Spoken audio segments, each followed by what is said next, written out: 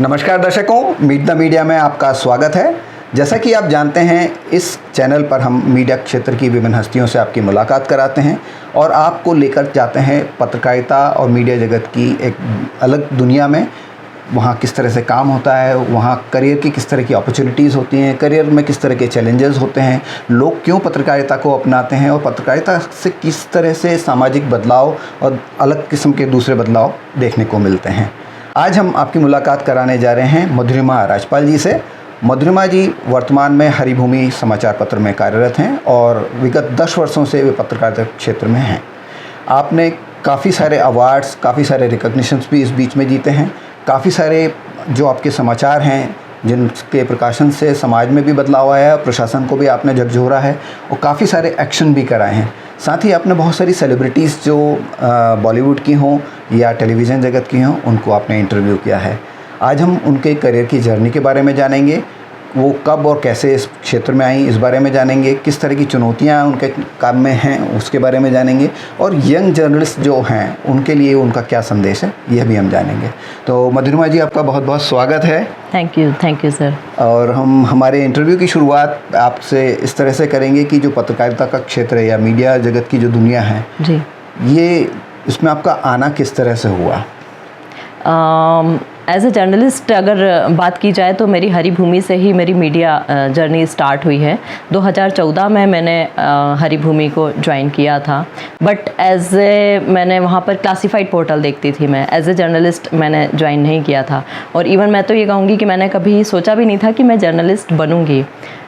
इसको ये कह सकते हैं कि लक बाय चांस मुझे जर्नलिज्म की अपॉर्चुनिटी मिली और इसको मैंने अपनाया और बस इसी क्षेत्र में आगे बढ़ती गई और आज आपके सामने हूँ। आपने करियर शुरू किया तो उस समय आपने जो स्टोरीज़ करते होंगे, न्यूज़ बनाते होंगे, तो उसकी कोई ऐसी मेमोरेबल स्टोरी या ऐसे जब शुरुआत की थी उस समय किस तरह से आप काम आपने समझना और करना शुरू किया? मैंने सोचा नहीं था कि मैं कभी जर्नलिस्ट बनूंगी और लक बाय चांस मुझे ये अपॉर्चुनिटी मिली, क्योंकि मैं हरिभूमि में ही क्लासिफाइड पोर्टल देखती थी। तो मैं देखती थी कि एज ए मीडिया पर्सन किस तरह से वो काम करते हैं, किस तरह से मतलब लिखते हैं किसी न्यूज़ को, और बस वहाँ देखते देखते मुझे लगा कि मुझे भी ऐसा कुछ टाइपिंग सीखनी चाहिए, मुझे हिंदी सीखनी चाहिए, और बस वहीं से मैंने अपना काम शुरू किया। हमारे जो हेड हैं हरिभूमि के, श्री हिमांशु द्विवेदी जी, उन्होंने मुझे अपॉर्चुनिटी दी कि आप आर्ट एंड कल्चर क्षेत्र में एक पोस्ट खाली है, as a journalist, as a reporter आप ज्वाइन कर सकती हैं। तो मुझे लगा इससे बेहतर अपॉर्चुनिटी मेरे लिए और क्या हो सकती है, और मैंने वो ज्वाइन किया। ये है कि स्टार्टिंग में मुझे बहुत चुनौतियों का सामना करना पड़ा, क्योंकि किस तरह की चुनौतियां रही हम हमारे दर्शक जानना चाहेंगे। हाँ, जैसे कि मुझे टू व्हीलर नहीं चलाने आती थी, और एज ए जर्नलिस्ट ये बड़ा ही मतलब होता है ना, डिफ़िकल्ट फेस होता है किसी जर्नलिस्ट के लिए कि आपको टू व्हीलर नहीं आती मगर आपको रिपोर्टिंग करनी है। पूरा दिन भर आपको फील्ड में घूमना होता है। पूरा दिन भर आपको फील्ड में घूमना है। तो मैं बस से ट्रेवल करती थी, मतलब मुझे पता था कि इस रूट पे कौन सी बस जाती है, बस वहाँ मुझे जाना है, कवर करना है, बस से ही ऑफिस आना है, बस से ही घर जाना है। तो मेरा मतलब आप मान के चलिए सुबह से लेके जो शाम तक की जर्नी है, ना जाने कितनी बस चेंज कर लेती थी। बट ये था कि मुझे एक बहुत अच्छी अपॉर्चुनिटी मिली है तो इसे मुझे छोड़ना नहीं है, बस उसी पे मैं अडिग रही, और आज तो मतलब टू व्हीलर तो क्या, मैं फोर व्हीलर भी चला लेती हूँ। तो जी, इसके बाद हम जानना चाहेंगे मधुरिमा जी कि जब हम किसी भी क्षेत्र में कदम रखते हैं और वो क्षेत्र हमको जब फैसिनेट करता है, उसके बारे में हम पैशनेट होते हैं, उसके बारे में हम सोचते हैं कि इस क्षेत्र में हम अपना नाम कमाएंगे, तो कहीं ना कहीं हम किसी न किसी व्यक्ति को एक आदर्श के रूप में देख के चलते हैं कि हम उन जैसा बनना चाहते हैं। तो आपके मेंटर कौन रहे और आपके आइडियल कौन रहे हैं इस दौरान? इस पूरी मेरी पत्रकारिता की जर्नी में यदि मैं कहूँ मेरे मेंटर, मेरे गुरु या मेरे आदर्श कोई हैं तो श्री प्रमोद भारद्वाज जी हैं, जो हरिभूमि के अभी संपादक हैं।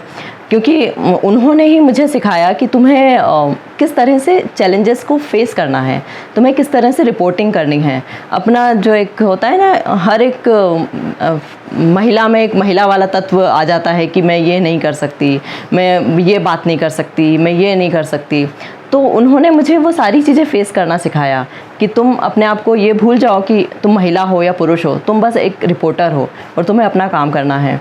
तो उनका मतलब रवैया भी काफ़ी स्ट्रिक्ट रहा है, शुरू में बहुत स्ट्रिक्ट रहे हैं, और मुझे लगता था कि वो मुझे एक सीख देने में कारगर सिद्ध हुई। आज जो मैं स्टोरीज़ लिख पाती हूँ, जो मैं कर पाती हूँ, उसमें उनका बहुत बड़ा योगदान है।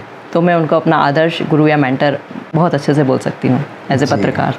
तो जैसा कि आपने बताया कि उन्होंने आपको बहुत सारी चीज़ें सिखाई और उनकी सख्ती का भी आपने सामना किया, तो इस दौरान आपको बहुत सारी ग्रूमिंग हुई आपकी। उन्होंने खबरें कैसे लिखना है, खबरें कैसे ढूंढना है, खबरों पर किस तरह से काम करना है, कैसे उसको डेवलप करना है, ये सब सिखाया।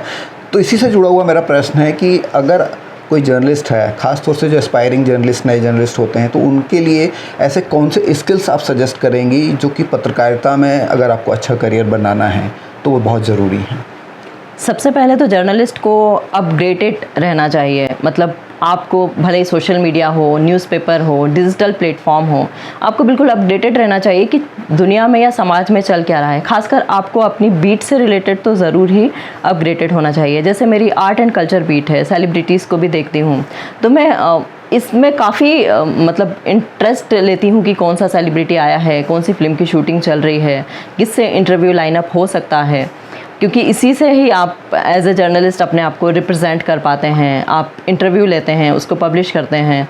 तो मैं बस यही कहूँगी, किसी भी माध्यम से हो, आप स्वयं को अपग्रेडेड रखें और अपनी कम्युनिकेशन स्किल पर हमेशा वर्क करते रहें, क्योंकि किसी भी बीट का जर्नलिस्ट हो, उसकी कम्युनिकेशन स्किल यदि स्ट्रांग नहीं है तो वो अपने आप को अच्छे से रिप्रेजेंट नहीं कर पाएगा, और जब वो स्वयं को अच्छे से रिप्रेजेंट नहीं करेगा तो किस तरह से एक अच्छा इंटरव्यू ले पाएगा या किस तरह से एक अच्छी स्टोरी लिख पाएगा। जी, तो इसमें मैं थोड़ा सा और ऐड करना चाहूँगा। जो आपने बताया कि कम्युनिकेशन स्किल्स अच्छे होने चाहिए, राइटिंग स्किल्स अच्छे होने चाहिए, साथ में आप होमवर्क को कितना इम्पॉर्टेंट मानती हैं? क्योंकि जब आप किसी को इंटरव्यू करने जा रहे हैं तो उसके बारे में आपका अध्ययन होना बहुत ज़रूरी होता है, उसकी इंडस्ट्री के बारे में आपका जानना ज़रूरी होता है। तो उस बारे में थोड़ा हमारे दर्शकों को बताएं, ख़ासतौर से जो यंग जर्नलिस्ट होते हैं, क्योंकि उनके लिए ये बहुत इंपॉर्टेंट सीख हो सकती है। जैसे कि मैं यंग जर्नलिस्ट को ये एडवाइस देना चाहूँगी कि हम जैसे जब भी किसी स्टोरी पे वर्क करते हैं या किसी भी सेलिब्रिटी का इंटरव्यू करने जाते हैं, तो उस सेलिब्रिटी के बारे में पूरी इन्फॉर्मेशन, पूरी ना सही तो खास चुनिंदा इन्फॉर्मेशन आपके पास होनी चाहिए। आपको उसको मतलब रिवाइज़ करना चाहिए कि आप क्या क्वेश्चन पूछेंगे, उसमें कुछ मिस्टेक ना हो, और हो सके तो उसको आप नोट डाउन करके भी जा सकते हैं। क्योंकि जब आप किसी भी सेलिब्रिटी या किसी भी व्यक्ति का इंटरव्यू लेते हैं तो आपका कॉन्फिडेंस लेवल कभी कहीं से भी कम नहीं होना चाहिए। आपका कॉन्फिडेंस लेवल बना रहना चाहिए, और वो तभी हो सकता है जब आप होमवर्क अच्छे से करके जाएं। जी, बहुत सही कहा आपने कि कॉन्फिडेंस लेवल के लिए होमवर्क ज़रूरी है, और जब आपका होमवर्क अच्छा होगा तो नेचुरली आपका इंटरव्यू भी आप अच्छा कर पाएंगे। अब इसके साथ हम आगे बढ़ते हैं। चूँकि आपने बताया कि करीब 10 वर्ष आपको इस क्षेत्र में काम करते हुए हो गए हैं, तो इस दौरान आपने किस तरह के बदलाव पत्रकारिता के क्षेत्र में और मीडिया के क्षेत्र में देखे हैं, उनके बारे में थोड़ा बताएं। जैसे विगत 10 वर्षों में मुझे लगता है कि मैंने बहुत बदलाव देखे हैं मीडिया क्षेत्र में। जैसे कि अब आप डिजिटल प्लेटफॉर्म आ गया है, पॉडकास्ट आ गया है, और अब मीडिया प्लेटफॉर्म ही इतने सारे हो गए हैं कि एज ए मीडिया जर्नलिस्ट आपको स्वयं को स्थापित करना ही एक बहुत बड़ी चुनौती है। तो ये सारी चीज़ें मैंने देखी हैं, लेकिन मुझे लगता है कि यदि आप में कॉन्फिडेंस है, यदि आप स्वयं के लिए कॉन्फिडेंट हैं, तो आप अपने आप को ज़रूर स्थापित करेंगे और आपके जो भी चैलेंजेस हैं उनको आसानी से फेस कर सकते हैं। अगर वर्तमान दौर की बात करें तो पत्रकारों के समक्ष या मीडिया के समक्ष किस तरह के चैलेंजेस आप देखती हैं? सबसे बड़ा चैलेंज तो यही है फेक न्यूज़ का, क्योंकि आजकल जो फॉरवर्ड न्यूज़ वाला ट्रेंड चल रहा है, तो कई जो यंग जनरेशन के बच्चे हैं वो उस पर बिलीव करते हैं। दूसरा, उनके अंदर कहीं ना कहीं फील्ड रिपोर्टिंग की कमी है। जैसे कि मैंने कई ऐसे मतलब मीडिया संस्थानों से पास आउट बच्चे देखे हैं जो टॉपर भी हैं, जो अच्छे मार्क्स लेकर पास हुए हैं। उनके अंदर फील्ड रिपोर्टिंग की कमी है, उनको नहीं पता कि हमें क्या पूछना है, हम इस क्षेत्र में क्या स्टोरी निकाल सकते हैं। इसके साथ उनकी जो राइटिंग स्किल है उसमें भी उनको बहुत सुधार लाने की ज़रूरत है, क्योंकि आपके मार्क्स आपको आगे नहीं बढ़ाएंगे, आपकी पर्सनैलिटी और आपका एक मीडिया वाला एटीट्यूड वही आपको आगे बढ़ाएगा। जी, अब इसके बाद हम चलते हैं आपका सुबह से लेकर की शाम तक की एक जो दिनचर्या होती है, तो आप किस तरह से अपना दिन शुरू करती हैं और कहाँ आपका जाकर दिन समाप्त होता है? दिनचर्या, क्योंकि मैं एक पत्रकार होने के साथ एक मदर भी हूँ, तो ऑब्वियसली मेरी दिनचर्या मेरे बच्चे से ही स्टार्ट होती है। उसको स्कूल ड्रॉप करना, उसके बाद मेरा वर्कआउट, जिम, ज़ुम्बा, ये सारी चीज़ें करने के बाद मेरे घर के काम वो सब करना मुझे फिनिश, और रिपोर्टिंग, ऑफिस, बस इसमें ऐसे टाइम निकल जाता है, पता ही नहीं चलता कि कब दिन हो गया, कब रात हो गई।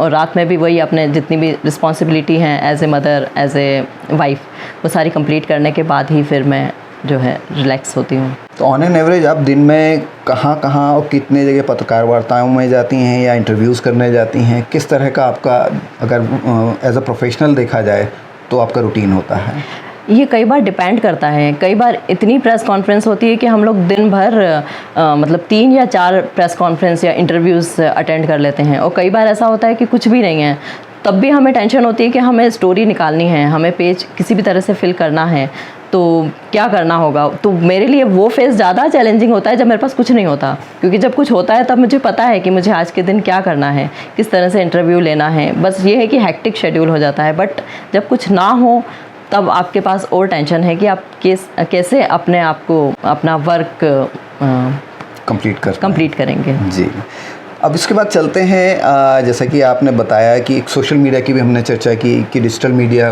काफ़ी तेज़ी से आगे आ रहा है। तो डिजिटल मीडिया को अगर हम देखें तो उसका प्रिंट मीडिया पर कितना प्रभाव पड़ रहा है, या किस तरह का रोल वो जर्नलिज़्म या मीडिया में प्ले कर रहा है? मुझे लगता है कि डिजिटल मीडिया आने की वजह से प्रिंट मीडिया से लोगों की दूरी काफ़ी बढ़ी है, क्योंकि लोगों को अब कोई भी न्यूज़ चाहिए वो तुरंत फटाफट अपने मोबाइल पे ऐप के थ्रू उन्हें वो न्यूज़ मिल जाती है, और वही प्रिंट मीडिया में आपको वही न्यूज़ नेक्स्ट डे मिलेगी। तो ये प्रिंट मीडिया के लिए बड़ा ही चैलेंजिंग फेस है डिजिटल मीडिया का आना। बट फिर भी अभी काफ़ी सारे संस्थानों ने अपने खुद के डिजिटल प्लेटफॉर्म स्टार्ट कर दिए हैं, तो वो भी एक नई अपॉर्चुनिटी है यंग बच्चों के लिए कि उसमें अपना करियर बना सकते हैं। हमारे आम दर्शक ये भी जानना चाहते हैं कि एक पत्रकार की दुनिया में जब उसका काम की बात अगर हम करें तो उसमें बहुत सारे ऐसे इंसिडेंट्स होते हैं या बहुत सारी ऐसी चीज़ें होती हैं जो उसके जीवन में कहीं ना कहीं प्रभाव डालती हैं। तो हम आपसे एक जानना चाहेंगे कि आपकी कौन सी ऐसी स्टोरी है जो आपके दिल के करीब रही हो, जिसने आपको काफ़ी प्रभावित किया हो, उसके बारे में थोड़ा हमें बताएं। ऐसे तो मैंने काफ़ी सारी स्टोरीज़ की हैं, specially mother's day, women's day, environment day, इस पे मेरी काफ़ी सारी stories byline, front page, all edition गई हैं।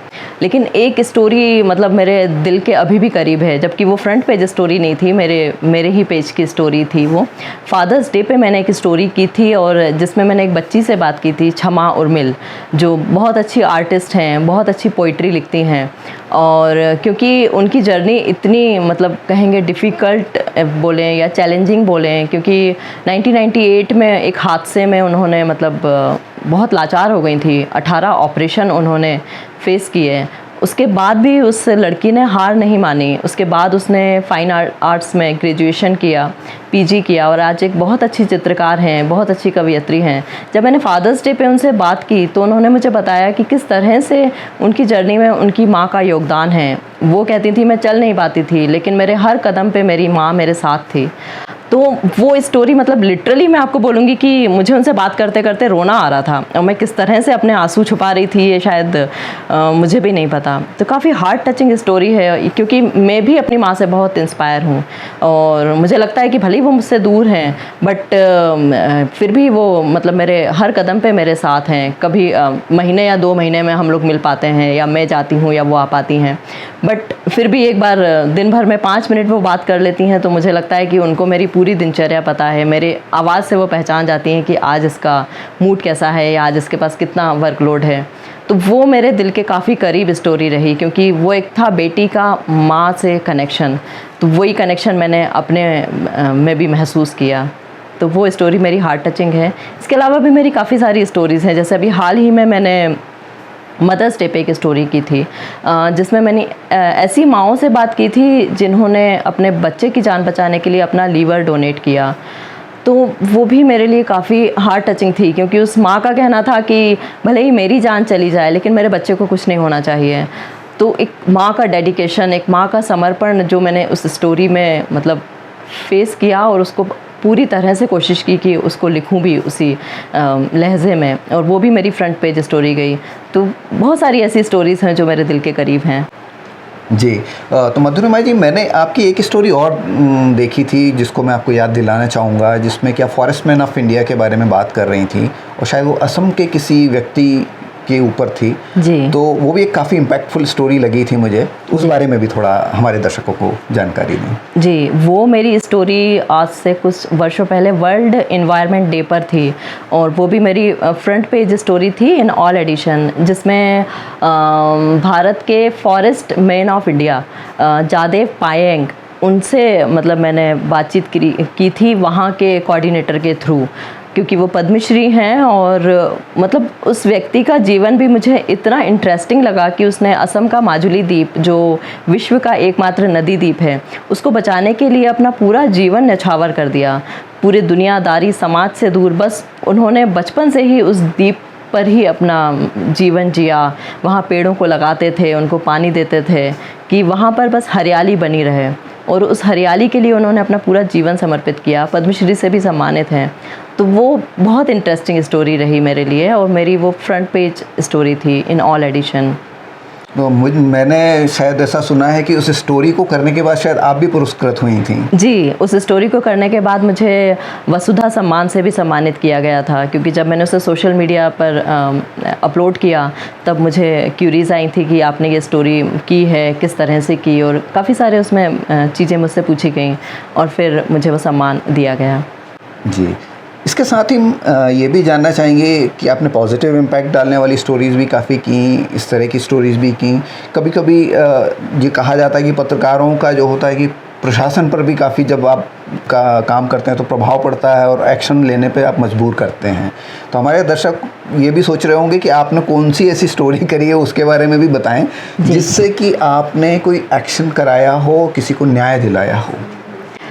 ये स्टोरी है, ये मेरी आज से 9 साल पहले की ही स्टोरी से मैं बोलूँगी, क्योंकि उस टाइम मेरी पत्रकारिता की जर्नी स्टार्ट हुई थी और एक फ़ॉरेन से एक लड़की आई थी, मैं उसका नाम नहीं लेना चाहूँगी, और वो यहाँ पर एनजीओ चलाती थी, बट लेट नाइट शायद उसको पुलिस वालों ने पकड़ लिया था। वो अपने फ्रेंड के साथ थी और कुछ कहीं घूम गई थी, ऐसा कुछ था, और फिर पुलिस वालों ने उसके साथ मिसबिहेव किया था। एक पर्टिकुलर पुलिस थाने में उसके साथ मिसबिहेव किया गया था और नेक्स्ट डे एक दूसरे अखबार में प्रकाशित हुई। फिर मैंने उस लड़की से पूरी बात की, उसका इंटरव्यू किया, और पुलिस वाले से भी, जो वहाँ के हेड थे उस पर्टिकुलर थाने के, उनसे बात करने की कोशिश की।